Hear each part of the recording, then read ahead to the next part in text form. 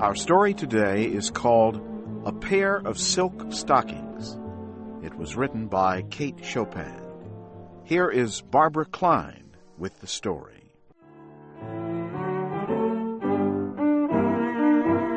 Little Mrs. Summers one day found herself the unexpected owner of $15. It seemed to her a very large amount of money. The way it filled up her worn money holder gave her a feeling of importance that she had not enjoyed for years. The question of investment was one she considered carefully.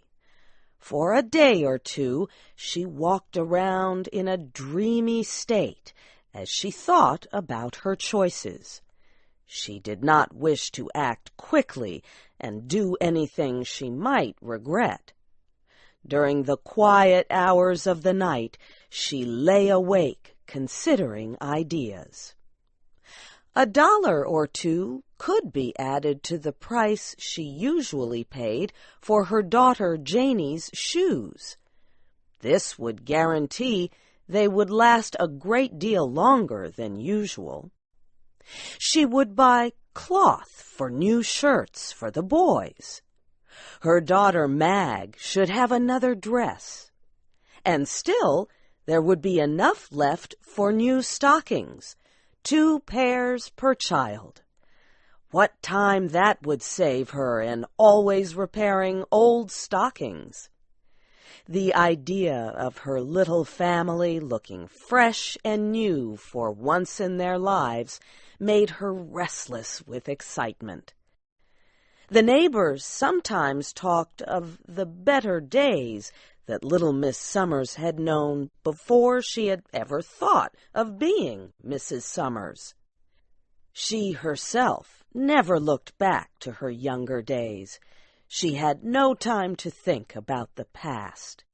The needs of the present took all her energy.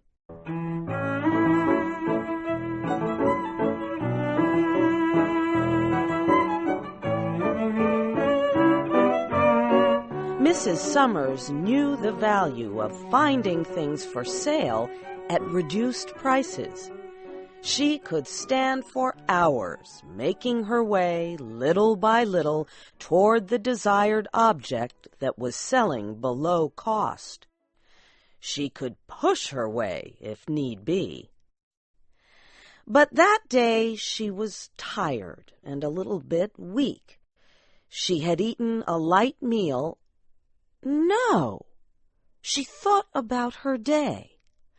Between getting the children fed and the house cleaned and preparing herself to go shopping, she had forgotten to eat at all.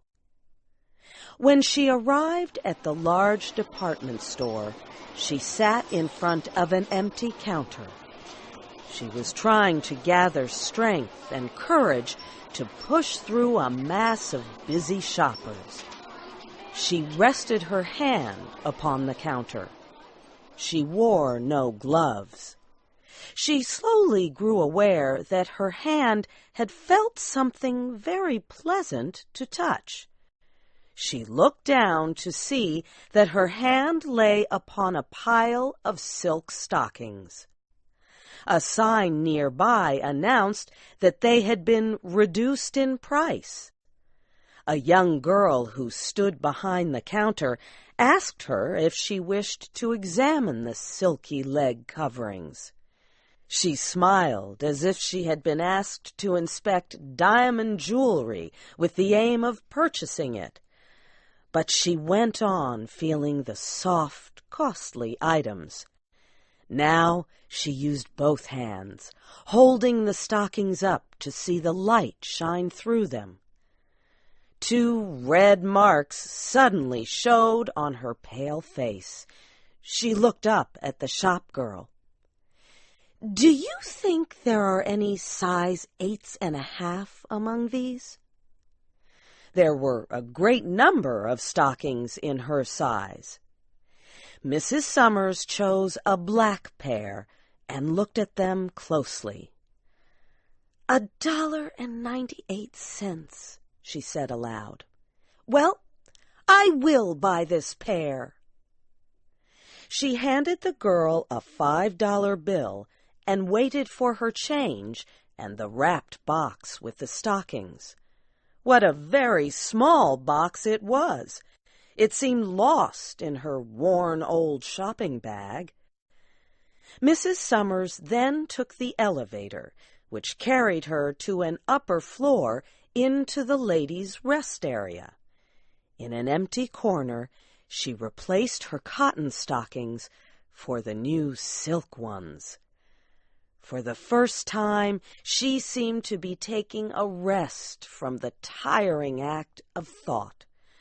She had let herself be controlled by some machine-like force that directed her actions and freed her of responsibility. How good was the touch of the silk on her skin! She felt like lying back in the soft chair and enjoying the richness of it. She did for a little while. Then she put her shoes back on and put her old stockings into her bag. Next, she went to the shoe department, sat down, and waited to be fitted. The young shoe salesman was unable to guess about her background. He could not resolve her worn old shoes with her beautiful new stockings. She tried on a pair of new boots. She held back her skirts and turned her feet one way and her head another way as she looked down at the shiny, pointed boots. Her foot and ankle looked very lovely. She could not believe that they were a part of herself. She told the young salesman that she wanted an excellent and stylish fit. She said she did not mind paying extra as long as she got what she desired. After buying the new boots, she went to the glove department. It was a long time since Mrs. Summers had been fitted with gloves. When she had bought a pair, they were always bargains, so cheap that it would have been unreasonable to have expected them to be fitted to her hand. Now she rested her arm on the counter where gloves were for sale.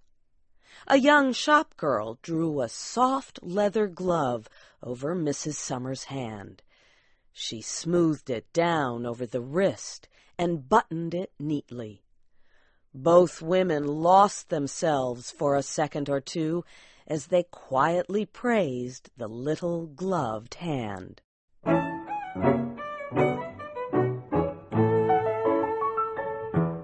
There were other places where money might be spent. A store down the street sold books and magazines. Mrs. Summers bought 2 costly magazines that she used to read back when she had been able to enjoy other pleasant things. She lifted her skirts as she crossed the street. Her new stockings and boots and gloves had worked wonders for her appearance. They had given her a feeling of satisfaction, a sense of belonging to the well-dressed crowds. She was very hungry. Another time, she would have ignored the desire for food until reaching her own home. But the force that was guiding her would not permit her to act on such a thought. There was a restaurant at the corner. She had never entered its doors. She had sometimes looked through the windows. She had noted the white tablecloths, shining glasses, and waiters serving wealthy people. When she entered, her appearance created no surprise or concern, as she had half feared it might. She seated herself at a small table. A waiter came at once to take her order. She ordered 6 oysters, a chop, something sweet, a glass of wine, and a cup of coffee. While waiting to be served, she removed her gloves very slowly and set them beside her. Then she picked up her magazine and looked through it. It was all very agreeable. The tablecloths were even more clean and white than they had seemed through the window, and the crystal drinking glasses shined even more brightly. There were ladies and gentlemen who did not notice her, lunching at the small tables like her own. A pleasing piece of music could be heard, and a gentle wind was blowing through the window. She tasted a bite, and she read a word or two, and she slowly drank the wine. She moved her toes around in the silk stockings. The price of it all made no difference. When she was finished, she counted the money out to the waiter and left an extra coin on his tray. He bowed to her as if she were a princess of royal blood.